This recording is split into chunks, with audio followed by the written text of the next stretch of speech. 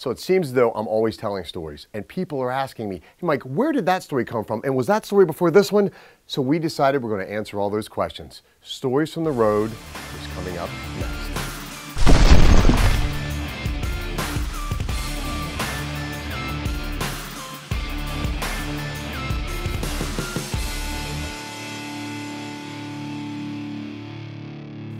Hi everybody, this is Mike from 1614 Fitness, and we are about to start Stories from the Road. We're going to share how 1614 begun and where all these crazy stories kind of fit in a sequential order in my life. So let's get it started. But before we do, I want you to pay special attention to two things. First, see if you can find any what we'll call butterfly effects. If you look up the phrase butterfly effect, which I did, and it's filled with huge words and this crazy convoluted definition that just baffled me. But to keep it simple, simply the butterfly effect is this.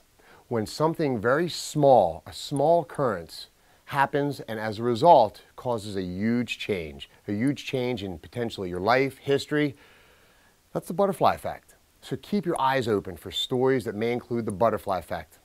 Secondly, I want you to pay attention to when, or keep an eye on, when bad things, when a bad twist or a bad accident, something not good turns out to be a blessing. If I was to fast forward, I would tell you that in my days in corporate America, I worked at MBNA America, and I was in charge of the new hire education process. During that process, we had to learn about the Fair Debt Collection Practices Act, how to communicate, how to be professional, and the different things that we needed to do at MBNA to help us minimize loss. At the end of a 2-week education program, we would do a final exam. We then would invite very bigwigs to come in and have lunch with the new hires. That would give the new hires an opportunity to ask questions. It was also an opportunity for the bigwigs, the bosses, to check out the new talent, to see who was going where, and just to get to know everybody. But after lunch, every session, every time we had a new hire class, we did the same thing, and I think it was a great idea. We would play a video from Lou Holtz, or when Lou Holtz come to the main campus to speak to the SOC members. We filmed it and we used it in every new hire education class. I must have seen that tape. Yeah, I said tape to all you young folks. A tape was a VHS tape that actually spun tape fast forward, and it makes me feel old. But we used a VHS tape to do that. I've seen that tape anywhere from 75 to 100 times. And even the first time I saw that tape with Lou Holtz, this one story really resonated with me, and come to find out it would play a big part of the rest of my life. He talks about their years as they were becoming a national powerhouse again, just before they would go on to win a national championship. One of their cornerstones, I believe, now I'm going to get a few of these things wrong, so if you know the story, please don't batter me for being slightly off, but the premise is certainly correct. One of the cornerstones, I believe, for the offensive line was just an absolute stud. He was able to lead and just be a tremendous asset to that offensive line. In practice, just before the beginning of the season, he goes down to a nasty knee injury. They're standing on the sideline, and I believe it was the offensive line coach approaches Coach Holtz and says, "Well, Coach, this is bad." And Coach Holtz calmly responded, "Well, it don't look good, but we're going to have to see how this works itself out." Come to find out, the red shirt freshman that would come fill his shoes would go on to have a remarkable year and a remarkable career. The injured player comes back the following year, they trade positions, and they go on to have an amazing year, and it may very well have been the year they won the national championship. Don't quote me on that, but bottom line is, one player goes down, 2 all-stars are created, and they eventually go on to win a national championship. That's a great example of one of those cases where something tragic seems to have happened, but something remarkably good comes from it. So keep your eyes open for those two things, butterfly effect and when something bad goes right, all right? All right, so let's get to starting. My world really didn't start till after graduation. Graduation of high school, of course. I mean, I was normal. I went to high school, I did my thing, I participated, I had a really good time, but nothing earth-shattering. Nothing really happened that would mold my life until college. In fact, my second semester in college is when things really started to happen, and this is when I had my first of many bad circumstances turn right. Here it goes. So I remember clearly, I lived at home my freshman year. And I did so because I wanted to make sure that I stayed focused on college, because that's important, right? I didn't want any temptation that could lead me astray and prevent me from being a scholar that I ended up being. There's a lot of irony. Just stay tuned. So anyway, I'm in the kitchen and I decided to go get the mail. My mom was in the kitchen doing something. I don't remember, but I remember she was there. I grabbed the mail, I come back in, I'm standing there, I'm kind of flipping through, nothing. Huh, there's something from the University of Delaware. Well, since I didn't think I was on the honor roll, I was kind of curious as to what this could be. I opened it up, and as I'm reading it, my mom says, "What's that?" "Oh, I don't know, Mom, it's from the University of Delaware." I'm reading it. Oh. My mom says, "What's going on? What's that?" I said, "Ma, I just got a relocation package from the University of Delaware." And it didn't really register what I was talking about just yet. And she says, "A relocation package? What do you mean?" "Well, it seems as though the University of Delaware wants to relocate my academic prowess onward and elsewhere. I'm no longer welcome at the University of Delaware." That didn't go over so well with Mom. And I'm pretty sure she called Dad right away, and that didn't go so well either. And it beat me up when I read it. I think mostly because, you know, when you're a kid, and listen, when you're 18, 19 years old, in my world, you're still a kid. When you're a kid and you have bad news that you got to share with Mom and Pop, you want to have that bad news in like your own room or in the woods so you can prepare how you're going to handle this. You don't want to have this bad experience in front of your mom. I was dealing with live without a net. I just blurted out, "Yep, got relocated, I'm out." And then my mom's wheels fell right off the bus. It was not good. But it didn't beat me up that badly. Not yet, but it would. A couple of days go by, and all of a sudden, I realized what had happened. I realized that I had no direction. I had nowhere to go. I had nowhere to go. Think about high school. Late summer, I went to football camp. Fall, I played football. Winter, I played basketball. Spring, I played baseball. And in the summer, I got a job, and then I started the whole thing over. It's like getting a cycle. It was just what I did. There was always somewhere to go. There was direction. First time in my life, I don't remember, 18, 19 years old, whatever it was, a year, a semester and a half at Delaware, I had no direction. I had to figure this thing out, and I had to figure it out quickly. My dad then comes to me and says, "Hey, while you're figuring this out, there's an opportunity you might want to look into." I says, "All right, what's that?" "There's a job opening right down the road. You actually drive cars off the lot at Chrysler onto rail cars at the station. They then take those cars to wherever they got to go and disperse them to dealerships."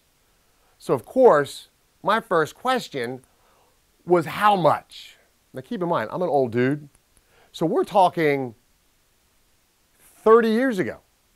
30 years ago. So keep that in perspective when I drop this number on you. I'm 18 years old, I think. My dad says, "Well, they start you out at $12 an hour, and after you get certified and get everything squared away, you'll be in about 12 months, you'll be $17.50 an hour." I start doing the math. I'm like, "Dude, you're kidding, right?" He's like, "No. Got to drive the cars up, do boom, boom, done, $17 an hour. 18 months minimum." Yeah, I'm in. Because I'm thinking, dude, I didn't even go to college and I'm making some serious coin. So I go, I do the drug test, I do the interview, I do all that stuff. And then I remember the first car. So I get in the car and it says like 0 or 0.5 on the odometer, which I think is pretty cool. You know, it was like 100 years ago, it was like a K car or something. And then so I back up and the guy's showing me what to do. Well, say the car is this wide. The train that I'm putting it on is like that wide. And I am sure I'm ripping a fender off this thing. And then I realized they kind of stagger the cars. So one will go like that, and one will go like that. And when you do the one that goes like that, you don't know where you're driving. You're looking up in the sky and they tell you to keep going. I know I'm going to drive this thing right off the end of this train. But as the day goes on and I get myself settled and driving is no longer a challenge, it starts to dawn on me that I've made a tremendous mistake. I realized while driving that car that I desperately wanted to graduate from college. And I was kicking myself in the butt because the lot that I was driving was right next door. Actually, now it's right in the middle of the University of Delaware campus. And I screwed it all up. I screwed it all up because I didn't have focus, I didn't have direction, and I didn't have my arms around a goal. And now I'm in trouble. So I realized I got to pick myself up by my bootstraps and do something, but I don't know what to do. Here I am, I've committed to this job. My dad kind of put himself out, and I don't know what to do. That night, I come home, and my dad, with great pride, says, "You got a little grease on your shirt there, son." I went, "Yeah, I do." And I felt like I had more. I remember eating dinner. I remember staring at the ceiling that entire night. These are the thoughts floating through my little brain here. I screwed up college. I failed out. I am the worst at failing of anybody I know. If you ask my buddies who I love dearly, my biggest fault, they will tell you, I deal with failure. I don't do it well.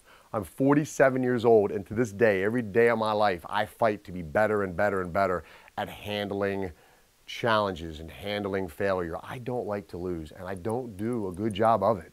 So I was beating myself up.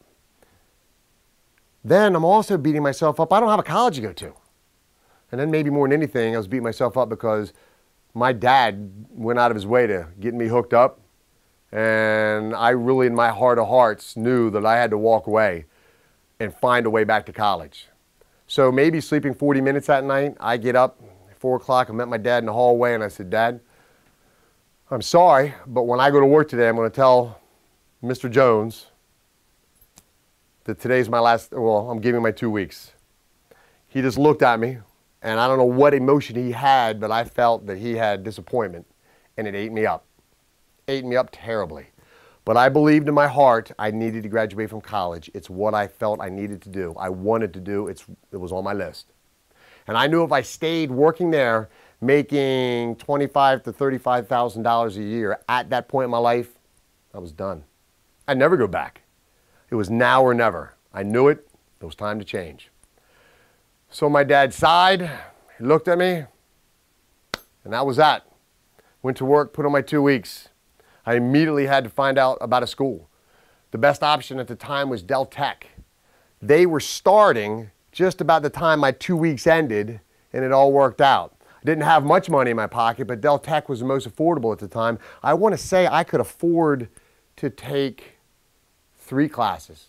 I think 4 was full-time, and I think I could afford, because after I decided to go back to after I decided to go back to college, my dad very lovingly looked at me and said, "Son, you screwed up college. I'm never paying for college. You've got to learn. Live here as long as you want. Eat as much of your food as you want. You'll never pay rent. You live here as long as you want. But you got to figure out college on your own." Was that a tough lesson? You're darn right it was. Was it an amazing lesson? Darn right it was. Was it probably the second one of them when a bad thing turns right? Yep, I think so too. Because that taught me money management. It taught me how to budget. I thank him all the time. He doesn't know it, but I thank him all the time because it was a lesson well learned. So I go back to college.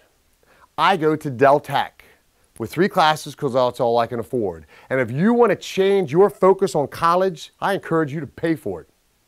Because if somebody else is paying for college, not that big a deal. But I wrote a check out for those 3 courses at Del State, and I'll be darned if I was going to fail. So life changed. And it was right around that time that I got direction. Because before, when I said in high school, I always had somewhere to go. There was football, there was basketball, there was baseball. And I knew before long we were going to start it all over again. I knew where to go, I knew what to do.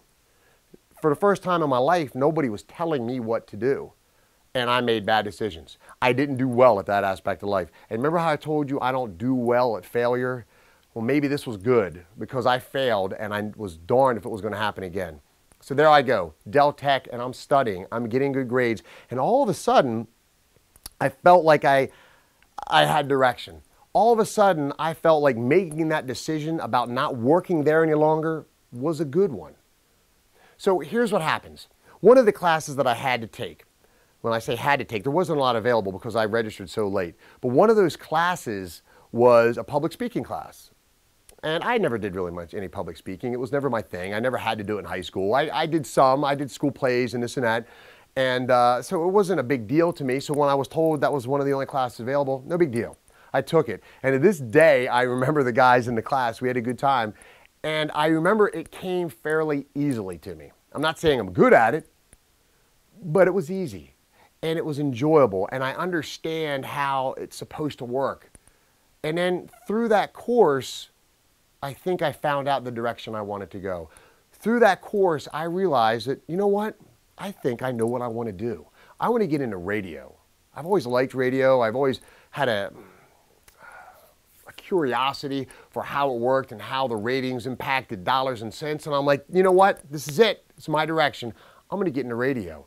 I've got to find a school that offers communication. So my college career continued, but at least I had in the back of my head direction.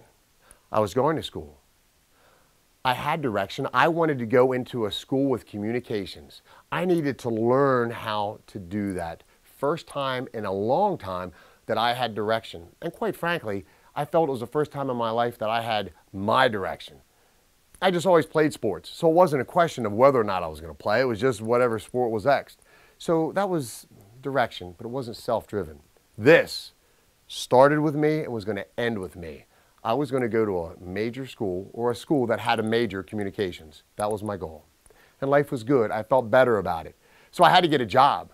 I ended up finding a job working part-time at a video store. They don't even have video stores anymore. Come to find out, my best friend from my middle school days worked there. That is how I paid for my first 2 years in Del Tech.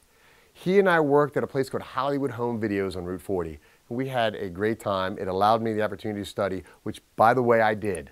I studied a ton because I was writing the checks. And everything was good. Well, my world was about to get changed forever. And it was about to get changed forever in the most unlikely of ways. Keep in mind the butterfly effect, because it's coming. So the buddy I went to school with and just kind of hung out and played sports with, his name was Tommy. We fished, we did a lot of fun things together. And we continued to be good buddies throughout our college days. And yeah, he was with me when the University of Delaware went south, so we had some fun, probably too much. One day, out of the blue, Tommy calls me and says, hey, listen, I joined a gym. I want you to come with me. It's a great time. Now, let's rewind a little bit. Tom and I would hang out on weekends and go play basketball, and we'd go lift weights. Our idea of lifting weights was bench pressing and doing curls in his basement, or bench pressing and doing curls in my basement on our way to or from shooting baskets somewhere. That's what we did to lift weights. Didn't really know anything about it. So, that being said, I go, wait a minute, what are you going to do? He says, dude, I got a membership to this gym. It's in Newark. It's probably 6 miles from your house. We've got to go, man. It's unbelievable. I'm like, well, I am pretty much a stud. Let's go. I'm going to take my athletic prowess to High Energy, the gym. Listen, I hope to heavens some guys and gals who went to High Energy are watching this episode right now, because if you are, we're going to be able to share a few fun moments that wonderful gym created. So I said, Tom, I'm in. I don't work Wednesday night, making that up. I'll meet you down there at 5, making that up. So I go get the keys to the Airflow chassis. Now, if you don't know what the Airflow chassis is, my first car was a 1972 lime green 2-door Ford Maverick with Airflow chassis. And if, again, you don't know what Airflow chassis mean, it means you've got rust holes in the front quarter panel, you got rust holes in the back quarter panel, and when you drive, you got yourself some Airflow chassis. That's what's going on. But that's not the only thing that was great about that car. It had plastic seats. They didn't even dress it up by saying they were vinyl. They were just straight up plastic. If it's 82 degrees outside, those seats were 147 degrees and would rip the skin off the back of your thigh. It was a ridiculous car. It had a converter that would convert an AM radio into FM. And if the wind blew south, the moon was full, and I wasn't driving fast, I could actually get a local radio station. It was a train wreck of a car, but I loved it. So I'm driving down 72 on the way to High Energy. I'm feeling good, feeling pretty cocky, a little full of myself. I've got a job. I've got a college. I've got direction. Life is good. So he says, listen, go down Chapel Street. It's on the right-hand side. It's in an old warehouse. Listen, to say that High Energy was in an old warehouse is, it's a lipstick on a pig. It was a dilapidated hole that was terrifying. I'm driving, I look to my right, and I see these people. And they got clothes on, if they had shirts at all. They had cut up, handmade string tank tops cut off, and they were all huge. They looked like the Wonder Twin Powers, and they looked like, it was scary. It was ridiculous. They were all huge. They all looked like Superman. And in the middle of them stood this dog. If a dog could be pumped, this dog was pumped. His name was Buster. I grew to love this dog. It was a boxer that had muscle upon muscle and was just a wonderful creature. It would literally walk up to a bench, lay its jowls levelly on the bench, and fall asleep. Loved the dog. But the first time I met him, I was terrified of him and those people. So I pull into the parking lot, which was nothing more than a gravel pit with a fence that wasn't even directly across the street from the gym. I drive in, and as I'm pulling in, I honestly, kid you not, I see a man doing push-ups in a mud puddle. I pull in, and now I'm just stunned. I don't know what to think. That right there are the people that go to the gym. Where does that dog go? And why is this guy doing push-ups in a mud puddle? I'm sitting there trying to gather myself. Tom walks right up to me and says, hey, dude, you ready? Ready? For what? You want me to walk by that guy doing push-ups in a mud puddle, and you want me to walk through those guys into the gym? If that's what it looks like outside the gym, I don't want to know what it looks like inside the gym. Nope, not doing it. I pulled the airflow chassis out, drove home. I went downstairs in my basement and commenced to lifting weights with Ted Williams weights. What's that for all you young people? Sears and Roebuck had a sporting department, and everything was Ted Williams. I lifted those concrete weights, you know, this plastic and they're filled with concrete. It was like a 110-pound weight set. I worked out on those bad boys for a month and a half. Probably didn't get a lick stronger, didn't do a thing for me, but about a month and a half later, I call up Tom and I go, Tom, I'm ready to go. I'm ready to go to High Energy. We end up going to High Energy, and I don't know why, but I want to say we paid $235. I walk in there. I love you, Stacy and Chris. I'm telling you right now, they're the owners. God bless them both. God bless Stacy. To say that it wasn't clean was a tremendous understatement. The floor had a pitch to it in the bathroom. The shower was green because photosynthesis was taking place in the shower stall. It was a hole. It was the most intimidating, scary, steel, men yelling, screaming, dog running around thing I'd ever seen in my life. And it was wonderful. It was fantastic. It was my home for 20 years. It was wonderful. I can't begin to tell you how much I loved it. I can't begin to tell you the friendships I made. I can't begin to tell you the passion that in those walls was developing inside of me. So Tom Williams calls me and says, let's go to a gym. I say no. Somehow I end up going back. And thank heavens I did, because my life was forever changed walking through those doors. Because that dog loved. The guy doing push-ups, we've talked. Those guys at the door, I hung out with them at a happy hour this past weekend. I've made lifelong friends from those guys, and I began a passion for fitness, a passion for the gym business, a passion for helping people. And yeah, you can't imagine how that happens at a gym like that, but it did. How did it happen? Come check out the next episode and we'll tell you how it happened. High Energy Gym taught me a ton. It gave me a passion, and we're going to talk about that passion in the very next episode. I will see you